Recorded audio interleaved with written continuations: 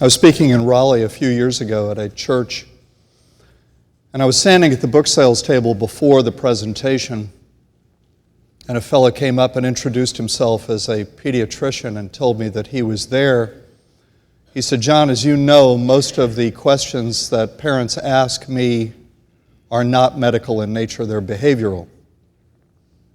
And that's occurred during the last 15 or 20 years in pediatrics. And he said, and as you also know, we don't really receive very much training at all in our residencies in behavioral or developmental issues. So I get these questions and I sort of fumble around for an answer. I do my best. So I'm here tonight, John, to get some tips that I can pass along to my patients when they ask me questions about discipline. And I said, "Tips? You mean behavior modification strategies?" He said, "That's it." And I said, "Well, it's interesting. I would like to begin the talk tonight with a replay of this conversation," and I got his permission to do that. And I've been replaying that conversation all over the country since then. And I've been replaying it because that conversation reflects a huge misunderstanding on the part of today's parents, and I dare say an understanding that is impacted in the professional community as well. And the misunderstanding is causing people tremendous difficulty in the discipline of children. And the misunderstanding is this, that behavior modification works on human beings. And that you are going to be able to solve your discipline problems if you can just find the right method, tip, or strategy. Some manipulation of reward and punishment. That's what we think of today when we think of discipline. We think of the manipulation of reward and punishment. And most of you in here tonight are too young to know that this is a very, very new idea concerning discipline. People have always known that when children misbehave, they need to experience consequences, negative consequences. But people, in delivering negative consequences to children 50, 100 years ago, were only hoping that children would learn while they were still in the relative protection of the home, that in the real world, when you misbehave, there will be a negative consequence. So people understood 50, 100, 1,000, 2,000 years ago that consequences, even correct, and I put the word in quotes, consequences, were not guaranteed to change the behavior of a human being. That all a consequence was an information delivery system. And you hoped that the child would learn his lesson. But you also knew that given the nature of human beings, the child might not learn his lesson. Does behavior modification work with human beings? Do the same principles that govern the behavior of a rat or a dog also govern the behavior of a human being? So that's another way of putting the question. I'll say it again. Do you really believe that the same principles that govern the behavior of a rat or a dog also govern the behavior of a human being?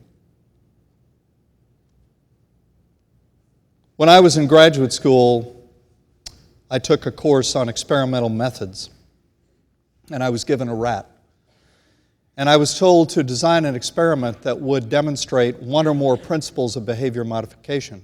So I taught this rat, whom I named Mad Dog, he bit me, to run a maze. And here's what I learned about rats.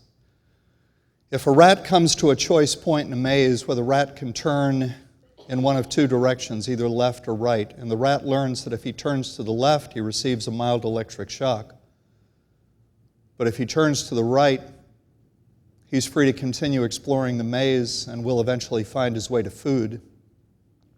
The rat, a dumb beast, with an IQ so low that it can't be measured, will only turn to the left once or twice before the rat will never turn to the left again.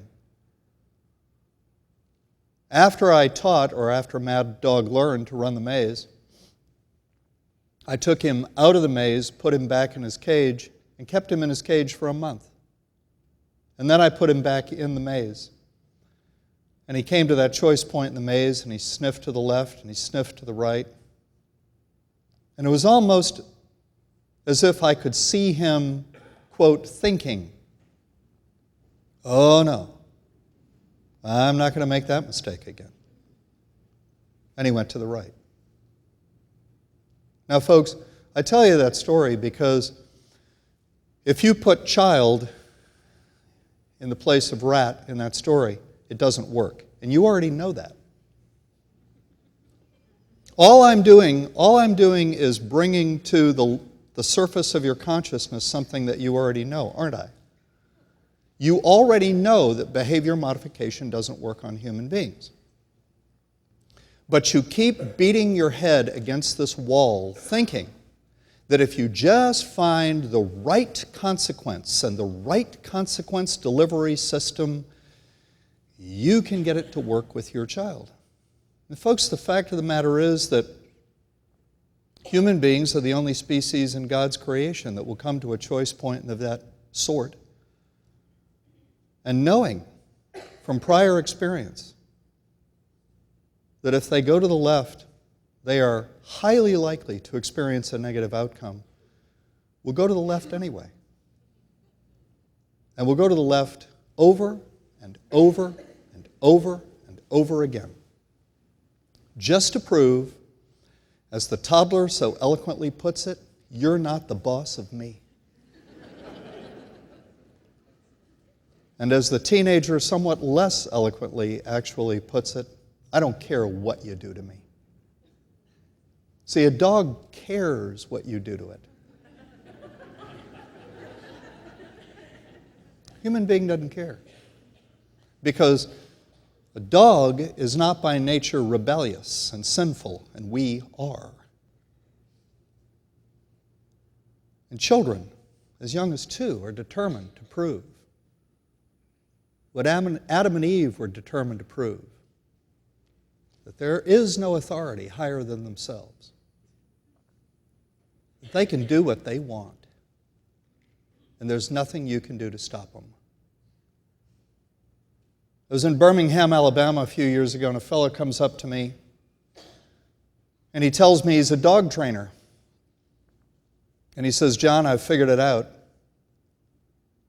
I said, "What have you figured out?" He said, "I've figured out that the discipline of a child is no different than the discipline of a dog." And see, this is what people think in America today. This is what is causing you so much frustration when it comes to discipline. Folks, these are two different ball games. A dog comes into the world wanting to please. A human being comes into the world with a selfish heart, wanting to be pleased. A dog comes into the world wanting to obey. If you've ever trained a dog, you can see the dog trying to figure it out. It's like the dog is saying, "Just be patient with me, I'll figure it out. Just help me out here." And a human being comes into the world wanting to be obeyed. These are two different ball games. 2-year-old children telling their parents, "I'm the boss." 2-year-old children saying to their parents, "You can't tell me what to do." There is no equivalent to this in the behavior of a dog. You teach a dog to roll over at the command "roll over." For the rest of the dog's life, the dog will roll over at the command "roll over." You teach a child to do something, and he seems to have learned it. And 2 months later, you say, "Okay, I want you to do that." And he looks at you and goes, "I don't want to. I'm not gonna. I don't feel like it." These are two different ball games, folks. And when we begin in America to again understand this, that the discipline of a child is nothing akin to the discipline or training of a dog, then we will once again be able to get our balance as authority figures, as disciplers of children. I used that term the last time I was here. I've stopped using the term discipline to great degree, not altogether. And I've stopped using it to great degree and substituted discipling, because that's the way we should be thinking about this. We should be thinking that we are discipling our children, that we are trying to create out of a sinful little criminal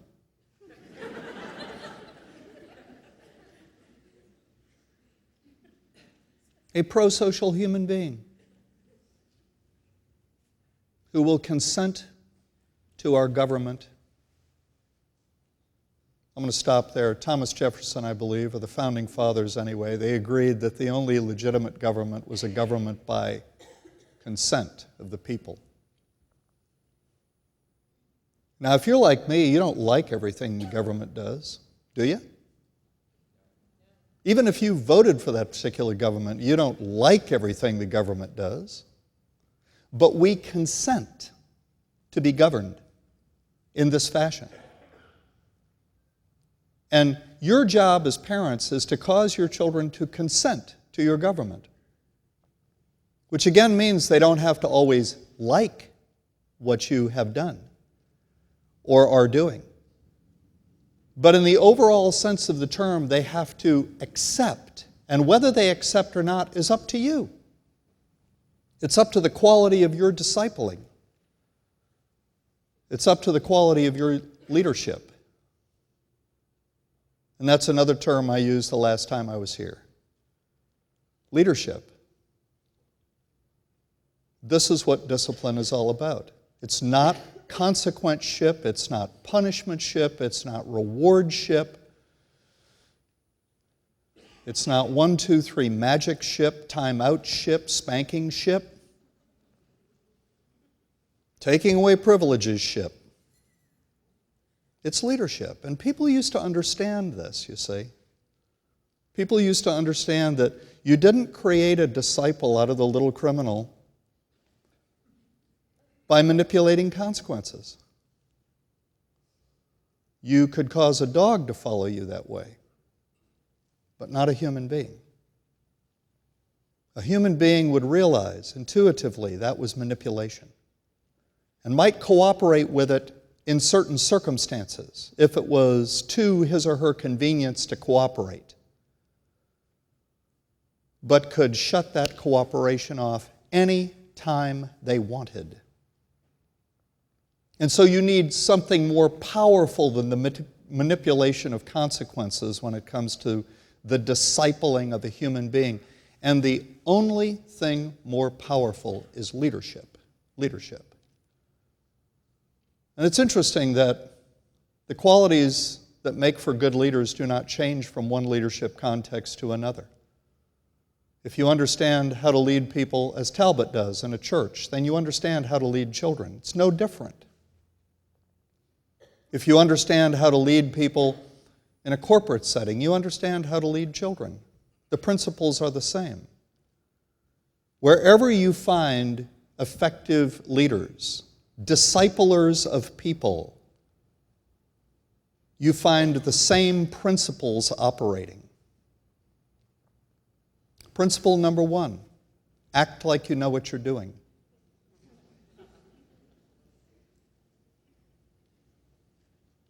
Now I'm going to ask you, do today's parents act like they know what they're doing? How many times have you heard a parent ask a child if he's ready to leave some place? Are you ready to leave? When the parent has decided it's time to leave, but for some odd reason won't communicate that to the child. Won't say to the child, it's time to leave. Well, I don't want to. Well, that's fine. You don't have to, but we're leaving anyway. You don't have to like any decision I make. You are free to disagree. You are not free to disobey. See, that's something that should be communicated by every parent to every child. I'll say it again. You are free to disagree. You don't have to like any decision I make. You don't have to agree with it. You are free to disagree. You are not free to disobey. I know you will, because, child of mine, if the truth be known, I'm disobedient. I understand disobedience a lot better than you do. I know you're going to disobey. I simply said you're not free. When you disobey, you will have to pay a price. And I also know, child of mine, and see, this should be an understanding that should always be circulating in your head when you're disciplining your child. I also know, child of mine, that if I make you pay a price, that may or may not cause you to reevaluate and make the correct decision next time, or the next time, or the next time. So here's a fact, folks. When a dog does the wrong thing and its trainer does the right thing, the dog stops doing the wrong thing.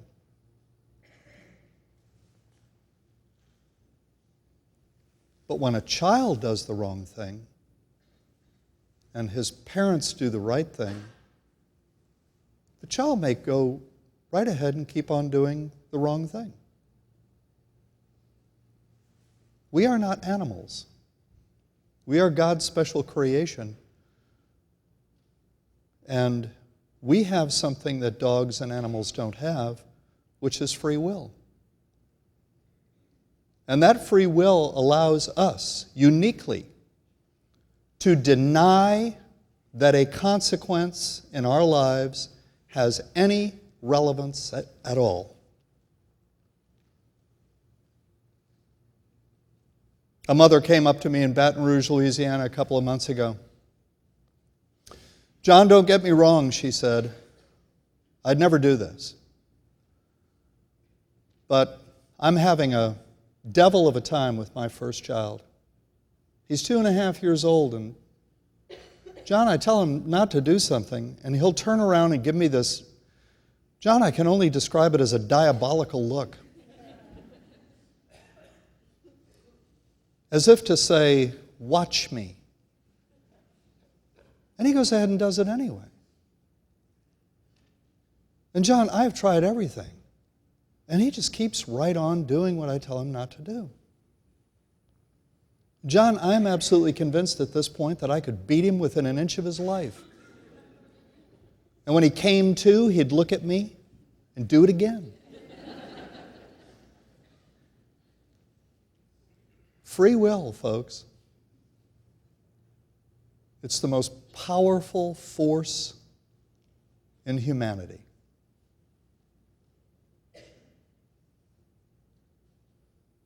And that's our job. Our job is to channel that in a positive direction. And again, you don't do that through the manipulation of consequences. You do it through leadership, through acting like you know what you're doing. And a woman came up to me somewhere in America a couple of years ago after I had said this in a talk. And she said, well, John, you said leadership is about knowing what you're doing, but there are times when I don't know what I'm doing. I said, no, I didn't say it was about knowing what you're doing. I said it was about acting like you know what you're doing. And there's a huge difference. Shakespeare said the world's a stage. We all play many parts. And folks, I want you to understand that the role of parent is not who you are. There are some of you out in this audience tonight who have seriously over-identified with the role of parent. And most of the people I'm addressing at this moment in time are women, and you know this. You've seriously over-identified with the role of mother. You don't realize, many of you women, that mother is just a role you play. And by the way, when you begin to conceive of this as simply a role, when you liberate yourself from the feeling that I am a mother, and begin to master the art of I play at mother,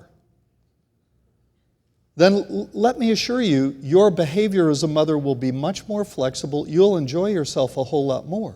You'll take yourself a whole lot less seriously because it becomes an act, something you can play with, something you can enjoy doing. Yeah, I didn't say it was about knowing what you're doing. It's about acting like you know what you're doing. No leader in any context ever knows what he's doing all of the time. That would be an absurd proposition. The responsibilities of leadership are far too complex. Leaders are called upon to throw the dice, make the best decision possible based on their knowledge of events, based on their experience. So, Talbot can tell you, any leader can tell you, you don't always know what you're doing. You take a best guess. But you always have to act like you know what you're doing. That's the secret to leadership. It's projecting this charisma, that's the word, this complete sense of comfort with yourself and confidence in what you're doing. Another requirement of leadership is that you have a vision and that you move steadfastly toward that vision. You should all have a vision for your children. I talked about it the last time I was here. A vision, a picture in your mind of the adult you want your child to be when your child is 30 years old. And describe that adult to yourself. Write the description down on paper. When you do that, you will always see it's a description of character. There are no words in there like rich, famous, well-known,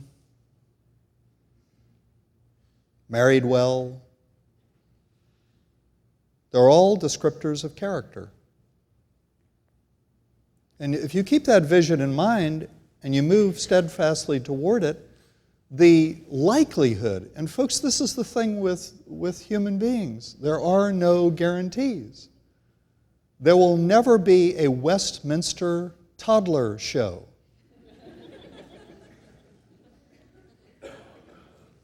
Can you imagine a Westminster toddler show?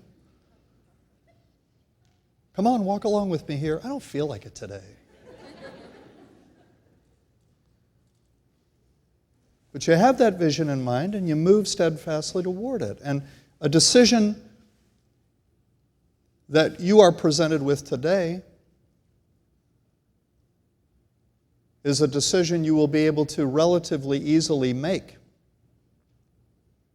if you simply review your options and ask yourself, of these options, which one will best advance our progress toward that vision of the adult I want my child to be when my child is 30 years old. See, this is why I rail against so much of this after-school activity and preschool, now they're, and I don't mean to disparage these programs specifically, Gymboree and kinder music and all this stuff. And the impression is created because people are flooding into these programs that if you don't put your child in these programs when he's 2 years old, your child will accrue some disadvantage relative to children who are in these programs. And that's exactly what the people who have designed these programs and bought these franchises want you to believe. But isn't it interesting that the human race has seemingly survived without kinder music to this point in time? Gymboree. And 50 years ago when children wanted to play baseball, adults didn't get them together to play baseball. You rode around the neighborhood and you asked other kids, hey, you want to play? Meet me at the whatever. Could have been a field, an empty lot. and we'll play. And there's all of this focus on getting children into the right programs and getting children into the right schools and teaching children these athletic skills at earlier and earlier ages and getting them into these preschool programs that promise these advantages. And, I ask parents to check in with the vision sometime.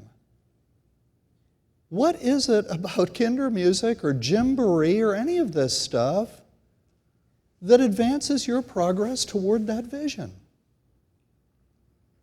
And we're so consumed with the development of skills that we don't see today that in the final analysis, it's not about what kind of skills you developed when you were 2 years old.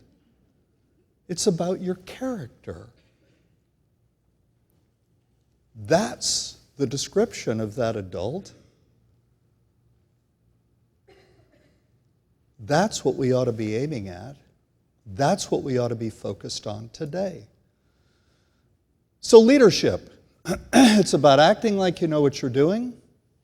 It's about having a vision and communicating the vision slowly but surely to the child. Child of mine, I have a vision for you. I have a vision for you that you are incapable of having for yourself.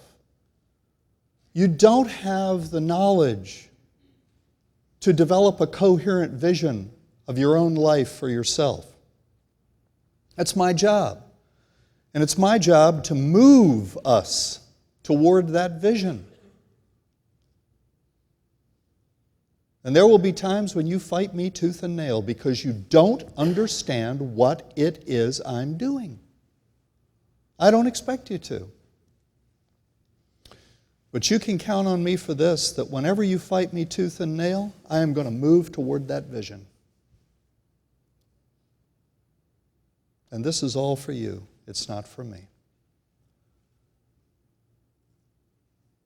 Having a vision, acting like you know what you're doing, bringing out the best in people, that's another quality of leadership. Leaders always dedicate themselves to bringing out the best in people. And I'm not talking about, when I say the best, and we apply that to your child, I'm not talking about teaching your child to read at the age of 3. I would much prefer to have a 3-year-old who says, yes, ma'am, no, ma'am, excuse me, and pardon me, than a child who can read at the age of 3. And I think most of you would agree with that.